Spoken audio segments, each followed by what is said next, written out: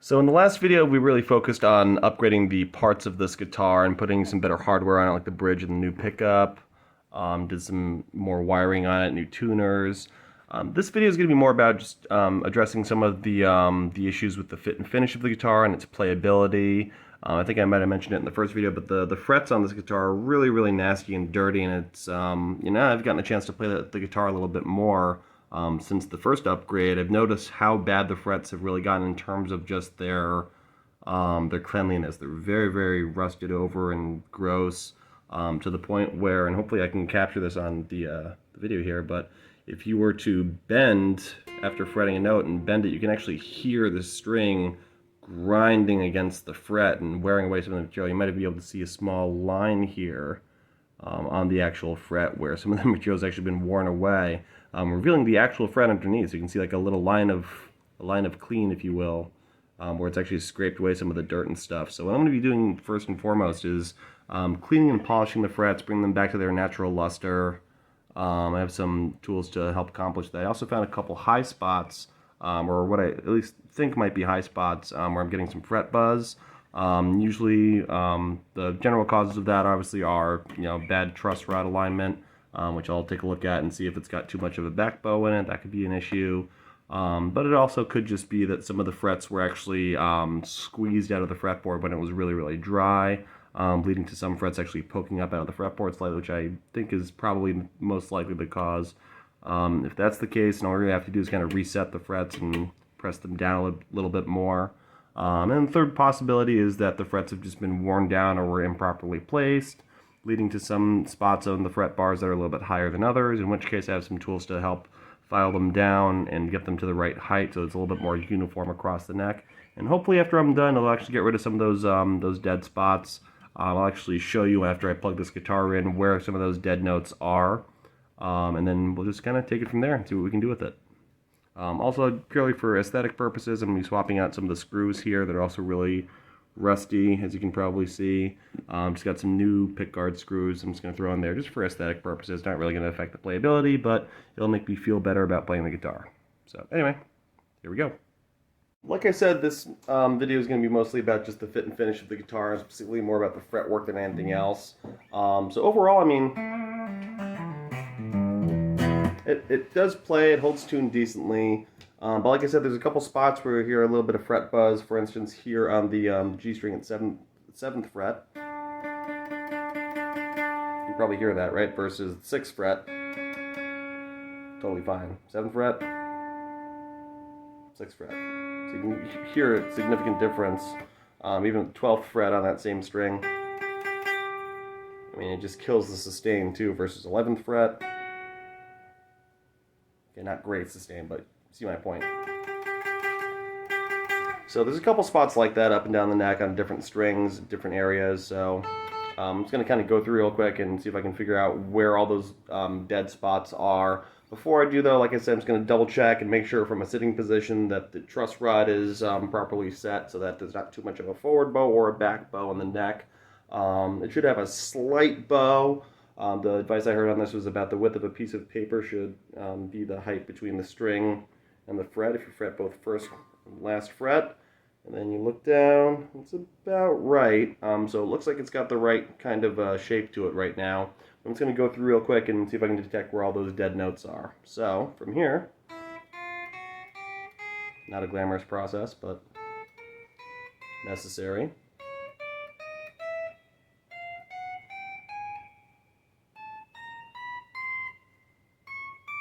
So E string's actually okay. I kind of figured that would be the case since it's the smallest of the strings, just in terms of diameter. So it's got the most room for error on the terms of fret height. The thicker strings are probably going to hear it more if there's a dead spot, just because they'll oscillate a bit larger of a distance. So they're more likely to hit something if it's not at the right height. Going on to the B string.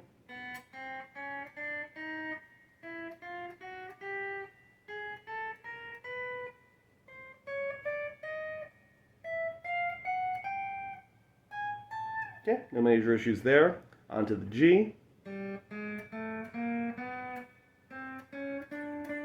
There's one. So now remember, if it's buzzing at the 7th fret, that usually means that the next fret down is the one causing the problem. That's the one that's too high, usually. So again, you know that's an issue. A little bit there. Here's another one.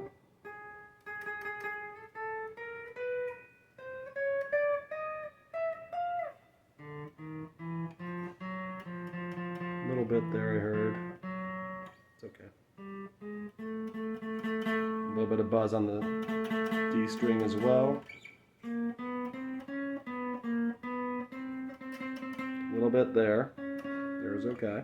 A little bit of buzzing there. A little bit there. So this fret might actually be an issue for both this and this.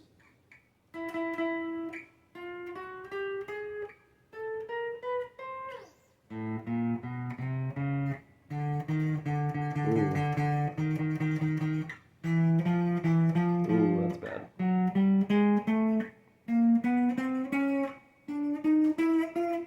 Quite a bit of buzzing on the A string.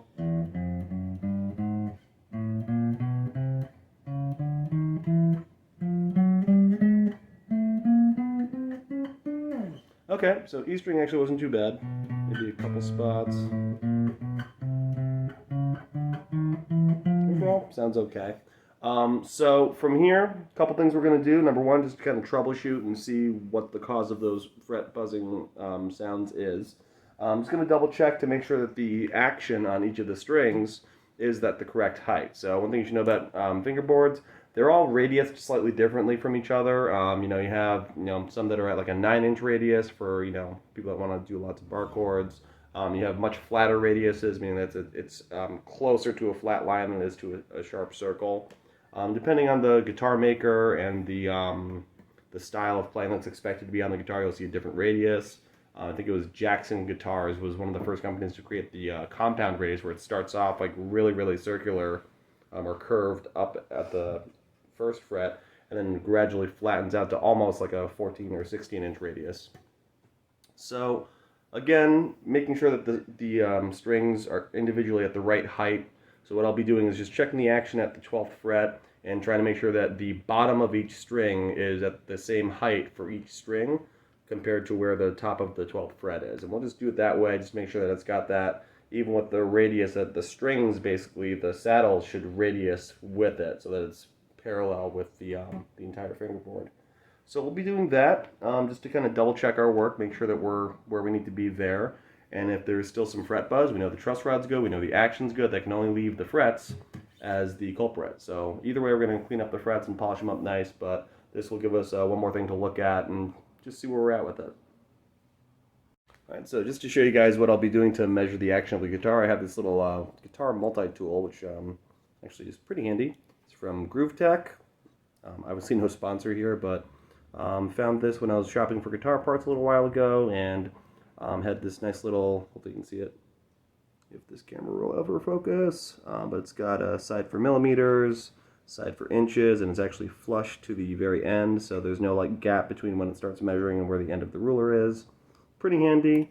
I just went through and measured from the top of the 12th fret, and I used the millimeter side for this, and where the bottom of each string is, just to make sure that the radius again was consistent with the fingerboard on the saddles. And it looked like everything was, more or less intact. I adjusted a few things. I think the D and B string were actually a little too high, which again tells me, since the D string was higher than it was supposed to be and there was still quite a bit of buzz, that we probably have an issue with the frets themselves. So that brings us to our next step. Alright, so at this point we're going to be working on just cleaning up the frets first and foremost. Again, just seeing how much we can polish off. Then we'll restring the guitar, see if it actually fixes the problem. But we'll take it one step at a time, like I said. So for this process, what we're going to be using is actually these fret guards. I got this in a kit off Amazon. I believe the blue side goes down. Basically what this allows you to do is cover the fretboard itself, have the fret exposed. That lets you polish it up without worrying about scarring or marking the fingerboard. So as we're doing that, we're just going to try to make sure we can protect the fingerboard as much as possible. And then we're going to be using some steel wool just to clean that up, give it its prior shine. And then afterwards we'll actually tape off the fretboard and file some of the ends off here, just to again give that a little bit more of a smooth finish here. But we'll actually start by just polishing up the frets and seeing how clean we can get them. Alright, so as you can see, I put some painter's tape over the pickups as well as the strings back here. I didn't want to cut the strings off, just put them on there. They're still good strings. So I just have them kind of tied back there so they're out of the way. The reason I have painter's tape on the pickup is because as we're working on the frets, there's a good chance that some small particles of fret material, which I think is just steel, might actually come off as we're polishing it up. So since the pickups are magnetic, wouldn't want to have to clean out the pickups later, so that just makes it a lot easier to work on. So what we're going to be doing now is just, again, trying to get a nice straight neck. So now that the strings are off, chances are there's going to be a back bow in the neck, most likely. And so we're just going to try to get the neck straight first. I'm going to be adjusting the truss rod now that there's no string tension on it. And then the reason I have a cordless screwdriver here, I took the screws off for the truss rod cover. I actually like using cordless screwdrivers to take screws off of guitars, but usually when I put them into the guitar, I like to just do it by hand. That way I don't worry about stripping any of the threads. And anyway, we're just going to kind of take a look-see and get this fretboard straight, and then assess from there. So just to give you guys an idea of what a difference that just made, this is the old fret here, and that's the one that I just polished up with the steel wool. You can see, you can almost see myself in it. Really brought it back to a nice shine. So basically what I'm doing right now is I'm just putting the fret guard over the fret, taking some steel wool and just going back and forth a few times until I can see that shininess come back. So I'm going to be doing that all up and down the fretboard and see what we can do. So hopefully we'll have some nice results. Alright, so I just finished up polishing up all the frets. You can see they're much shinier and cleaner now. They actually feel really smooth, like all the way down each one. So really happy with how that came out. Next up is just testing to see if those high spots are still there. So just as a for instance, if you remember before, we were looking at the 13th fret at one point because it was buzzing at the 12th fret on the G string. So we're just going to take a look here with our little straight edge. And basically this is a special type of tool called a fret rocker. Basically what it means is that if all the frets are at the same level, it'll actually stay pretty solid.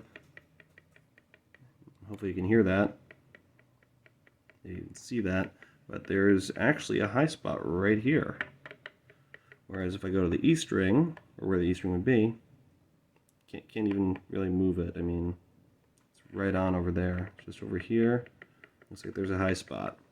So what I'm going to do is I'm just going to go all the way up and just make sure that all these frets are, that one's good. Oh, got a high spot there. So I'm just going to kind of level everything out all the way down the neck. And what we'll be doing for that is actually putting some masking tape where the fret, in between the frets here. And then using one of these, which is a fret file, what we'll do is we'll mark off the spot that it's high and just file away, and then just kind of take it down to the level that we need it at. And we'll just do that all throughout the neck. I got this off of Amazon. It came in a little kit along with the fret protector thing here, fret guard I think they call it, and the fret rocker. So it was a nice little kit that I found. I actually heard about it through Philip McKnight's YouTube channel. He's actually a luthier that was going through this whole process and really kind of inspired me to try this on my own. So anyway, I will see how that goes, and then hopefully I'll have a good update soon. Alright, so I finished taping up the fretboard. I actually took the fret rocker and found a few more high spots. So basically what you do with this is you lay it across 3 frets, and if it rocks back and forth, you know that the middle fret is too high. So I just went down the neck like that and filed down the spots that I found, and I think I got most of, if not all of them, and then just repolished the frets themselves. Next step is just going to be taking care of some of the barbed edges here, so what's usually called fret sprout. Again, I'm pretty sure that's from the neck being really, really dry for a long period of time. So I'm just going to take this small filing block and just very carefully go down on the very edge of the fretboard and try to clean that up a little bit. I'm going to actually sand the back of the neck too, and just get some of the old finish off that and open up the wood a bit more. We'll see. But anyway, yeah, that's the next step.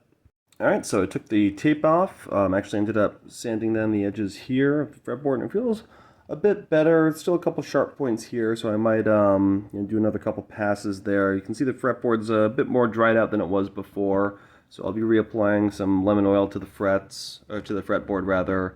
Polish up the frets one more time after going through with the file. And then after that, we'll just start stringing up the guitar again and work on some of the final details. Alright, so applied some lemon oil to the fretboard, bring back some of its natural color again, re-moisten the wood. Before I put the strings on though, I figure I might as well take this opportunity and swap out the old rusty, that's a better one you can look at there, the old rusty screws on the pickguard for some new ones. Wasn't any particular reason I went with Fender. I'm not a Fender fanboy or anything. It's just that that's what they had in stock, so that's what I got. So I'm pretty sure they're around the same size, if not the exact same size. So gonna take out the old screws, throw in the new ones, and then that'll just add another little bit of shininess to the guitar, make it feel like new. Alright, so again, not a huge change, but those new screws are in the pickguard, and it's just one more thing that kind of dresses up the guitar a little bit nicer. So it'll at least feel a little bit more new than it was. I might add a second batch of lemon oil onto the fretboard just to, again, keep it nice and moist. It still seems to be a bit dry, so probably just the painter's tape pulling all that moisture out. But then after that, we'll restring the guitar, adjust the truss rod, and then test everything, see how it plays. Alright, so I have everything all strung up again. I'm gonna test it and see if there's any dead spots. If there are dead spots, then I have to basically start over, which would not be fun. I took all the tape off already, so I really hope I don't have to do all that again, but we'll see. So just like before, I'm going to start at the first fret of the high E string and work my way all the way up, looking for any buzzing notes, and this is the chance to check my work.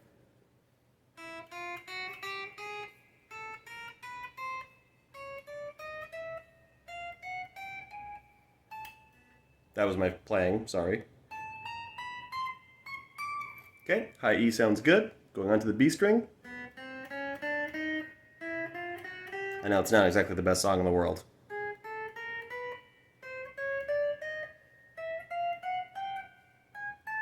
Okay, sounds good. On to G. Ooh, okay, so we fixed that one. That was a really bad one last time. Okay, sounds better.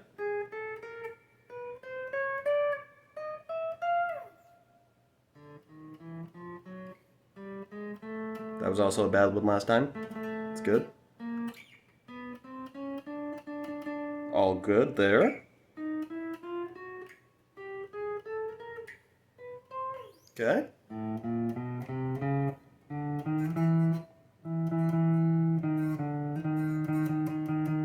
Okay, so we have one there we could work on a little bit, but it's passable.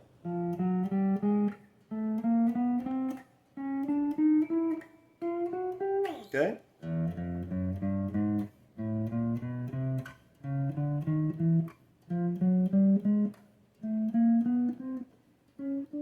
Okay, so overall, much better than it was before. I could probably work on this one. Oh, let me see. It's okay. I could probably get away with just doing some extra work there. But overall, like I said, a lot better than it was before. Sorry if that's annoying, by the way. But cool. I am happy with that, how that came out. So, there we go. Next video, I'm actually going to be upgrading a guitar I've had for a while. It's actually my favorite guitar. I'm going to be putting some interesting things in that, so stay tuned for more.